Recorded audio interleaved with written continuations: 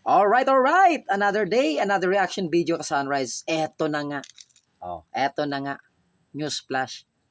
The South Korean government has immediately suspended a project in the Philippines due to concerns over massive corruptions. Ito na po ang resulta ng mga kalokohan na ginagawa ng mga trapong politiko, mga mandarambong sa gobyerno. Ito na po yung resulta. At ang kawawa po dito, hindi po kayo mga magnanakaw kasi mayayaman na kayo eh. Malalaki na pera ninyo eh.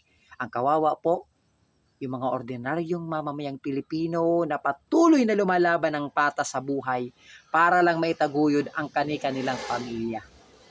Kayo pong mga politiko, mga trapong politiko, mga kurakot sa gobyerno, kayo yung mga walang puso, mga walang budhi o may itim ang budhi ninyo para magkamal ng kayamanan at wala kayong pakialam kahit nahihirapan ng mga Pilipino.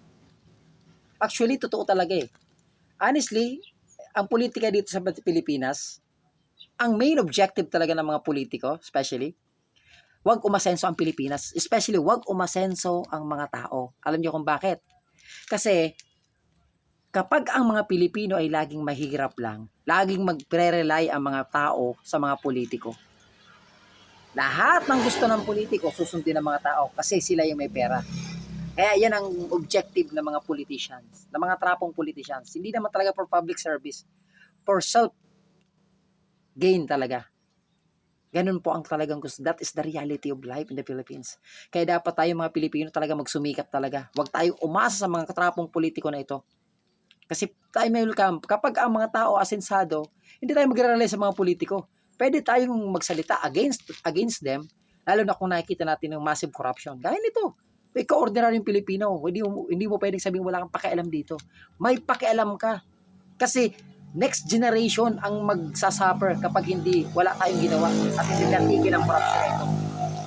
Kaya sana magtulong-tulong tayo, imbestigahan, walang isino kahit sino. Ano man ang apelyido, kapag kakurakot, parusahan.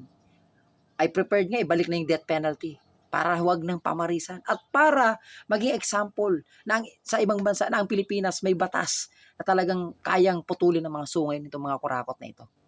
Kawawa po ang bansa natin kapag hindi natigil ang korupsyon.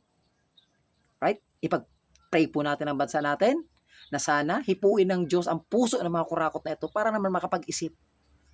Sana. God bless everyone and God bless the Philippines.